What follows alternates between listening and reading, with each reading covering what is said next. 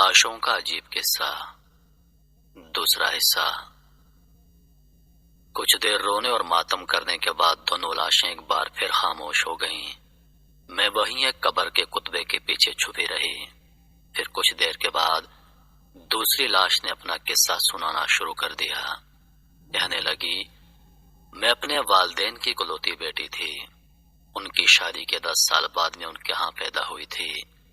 میری پیدائش پر پورے محلے بلکہ سارے گاؤں میں مٹھائیاں تقسیم ہوئیں اور ایسی خوشی منائی گئی جیسے کہ بیٹے کی پیدائش پر منائی جاتی ہے۔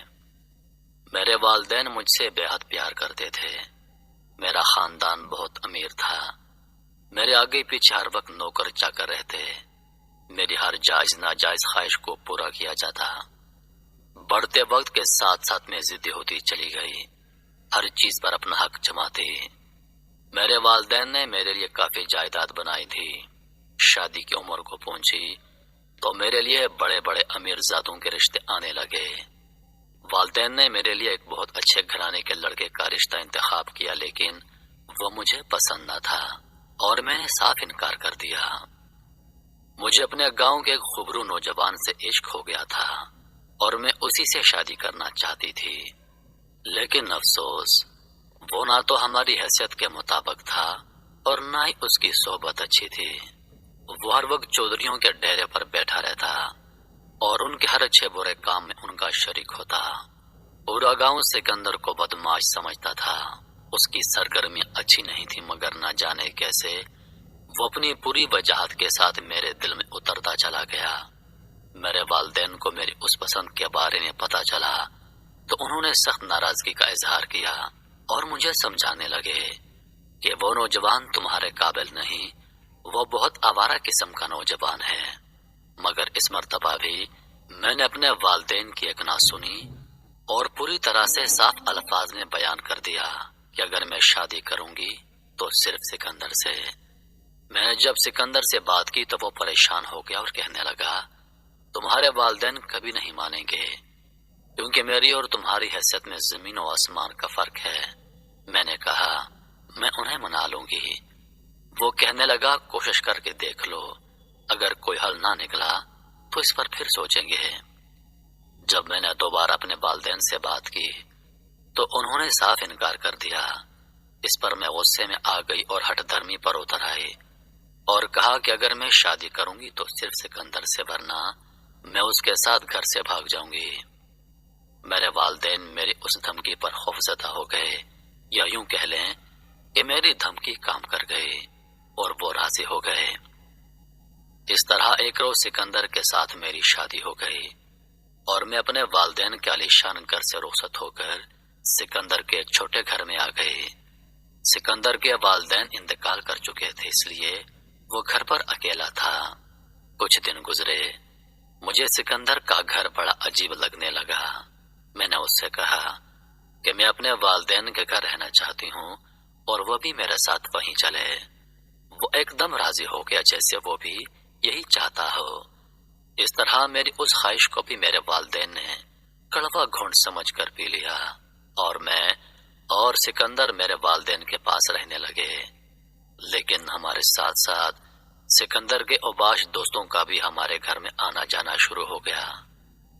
سکندر شراب پیتا تھا اور ساتھ ساتھ شراب کا کاروبار بھی کرتا۔ میرے والدین کو اس کی حرکتیں سخت ناگوار گزرتی۔ ایک روز تو والد صاحب نے اسے سمجھایا کہ اب تم یہ سب چھوڑ دو، ہماری گاؤں میں بہت عزت ہے، اس کا تو خیال کرو۔ سکندر یہ بات سن کر خاموش ہو گیا۔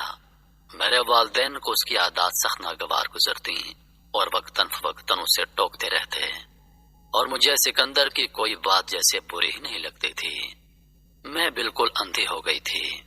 آنکھیں تو میری اس وقت کھلی جب میں ایک صبح اٹھی تو پتا چلا کہ میرے والدین کا کسی نے بے رحمی سے قتل کر دیا ہے۔ یہ خبر مجھ پر بجلی بن کر گر پڑی۔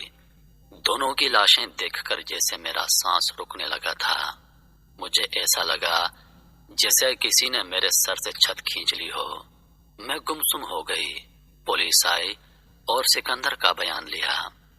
پتا چلا کہ ڈاکو رات کو ڈکیتی کی نیت سے گھر میں آئے اور مزاحمت پر میرے والد کو قتل کر دیا، لیکن मैं और सिकंदर भी तो घर पर थे, हमें तो कुछ पता ना चल सका। और तो और कोई भी कीमती चीज चोरी नहीं हुई थी। कुछ दिन पुलिस ने इंक्वायरी की और फिर मामला रफा दफा हो गया। कुछ पता ना चला कि वो डाकू और मेरे वालिदैन के कातिल आखिर कौन थे। मैं गम से निढाल थी। माँ बाप के मरते ही सिकंदर को जैसे मौका मिल गया और वो हर चीज का मालिक बन बैठा। जमीनों के तमाम मामला तो उसने अपने हाथ में ले लिए। मुझे भी बात बात पर रोकने और टोकने लगा। एक दिन तो उसने चिल्लाकर मुझे खामोश हो जाने को कहा। उसकी असलियत खुलकर सामने आ गई। इसी तरह 3 साल गुजर गए। हमारी कोई औलाद न थी। एक दिन तो मेरी दुनिया ही उजड़ गई। मुझ पर तो जैसे पहाड़ टूट पड़ा जब वो एक औरत और 3 साल बच्चे को घर ले आया और मुझे बताया कि ये मेरी पहली बीवी और मेरा 3 साल बेटा है। मैं तो जैसे पत्थर की हो गई। यानी सिकंदर ने मुझसे इतना बड़ा सच छुपाया था, जिस पर मैंने आंखें बंद करके भरोसा किया, जिसकी खातिर मैंने अपने वालिदैन की एक ना सुनी, उसी ने मुझे धोखा दिया। अब मुझे सिकंदर की दूसरी बीवी के साथ एक ही घर में रहना था। हमारा अक्सर झगड़ा होता और अब तो वो मुझ पर हाथ भी उठाने लगा। वो मुझे धमकाता कि अगर जुबान खोलोगी या ज्यादा शोर मचाओगी तो तुम्हें जान से मार दूंगा। एक दिन हमारा झगड़ा ज्यादा बढ़ गया, तल्ख कलामी होने लगी। उसने गुस्से में आकर कहा कि खामोश हो जाओ, अगर यूं ही चिल्लाओगी तो तुम्हें भी ऐसे रास्ते से हटा दूंगा जैसे तुम्हारे माँ बाप को हटाया। उसकी बात सुनकर मेरी आंखों में जैसे शोले उतर आए। तो क्या मेरे माँ बाप का कातिल सिकंदर था? यह जानकर मेरे तन बदन में आग लग गई। मैं सारी रात रोती रही। अब मुझे गुस्सा था और मैंने फैसला कर लिया कि मैं इन तीनों को जिंदा नहीं छोड़ूंगी, जैसे सिकंदर ने मेरे खानदान के साथ किया। एक रात मैंने जब सब सो गए तो कुल्हाड़ियों के वार करके पहले सिकंदर, फिर उसकी दूसरी बीवी और 3 साल बेटे को भी मौत के घाट उतार दिया। अब मैं माँ बाप की गुनाहगार होने के साथ साथ एक कातिल भी थी। मेरे सीने में जली आग तो ठंडी हो गई, लेकिन मैंने जो अपने वालिदैन के साथ किया था उसका अफसोस मुझे खा रहा था। मैं दिन रात जलती रहती और एक दिन बिलाखिर छत से कूदकर मैंने खुद को खत्म कर लिया, लेकिन आज तक मेरी रूह को करार नहीं। दूसरी लाश ने अपना किस्सा सुनाने के बाद एक मर्तबा फिर से मातम शुरू कर दिया और जोर जोर से रोने लगी। फिर थोड़ी देर तक यही सब जारी रहा। उसके बाद वो दोनों लाशें उठी और अपनी अपनी कब्रों में जाकर लेट गईं और कब्रें ऐसे बंद हो गईं जैसे पहले थीं। मैंने खुदा का शुक्र अदा किया, जुबैर अभी तक नहीं आया था। मैं जल्दी से कब्रिस्तान से बाहर निकली और तेज तेज कदम बढ़ाते घर की तरफ लपकी। मेरे दिल पर से जुबैर का अंधा प्यार खत्म हो गया था। शायद ये उन लाशों की इबरतनाक दास्तानों का असर था। मैं अभी कुछ ही दूर चली थी कि किसी ने मुझे मेरा नाम लेकर पुकारा। मैंने मुड़कर देखा तो ये जुबैर था। आंखें मलता हुआ मेरे करीब आया। मैं हैरत से उसे देख रही थी। वो बोला, मेरी आंख लग गई थी, अभी उठा तो सीधा तुम्हारे पास आ गया हूँ, चलो चलते हैं। मैंने दिल में सोचा कि जो आज मुझे इतनी रात इस खौफनाक कब्रिस्तान में बुलाकर मीठी नींद सो गया, तो कल को जब मुझे उसके साइबान की जरूरत पड़ी तो शायद ये मेरे इर्द गिर्द भी ना हो। उन लाशों की कहानियों ने मेरी आंखें खोल दी थी। मैं अमीर ना सही, लेकिन मेरी वालिदा ने मेरे वालिद के ना होते हुए भी मेरी बहुत मेहनत से परवरिश की थी। मैंने जुबैर से कहा कि अब मैं तुम्हारे साथ नहीं जाना चाहती और ना ही इस गुनाह का हिस्सा बनना चाहती हूँ। ये कहकर मैं अपने घर की तरफ चल पड़ी। जुबैर मुझे आवाजें देता रहा और मेरे रवैये की वजह पूछता रहा, लेकिन मैं उसे क्या बताती कि आज कब्रिस्तान में मैंने जो मंजर देखा है उसका मुझ पर क्या असर हुआ है। मुझे मेरी माँ का ख्याल सता रहा था। मैं घर पहुंची तो दरवाजा अभी तक खुला था। उसका मतलब कि माँ की आंख नहीं खुली।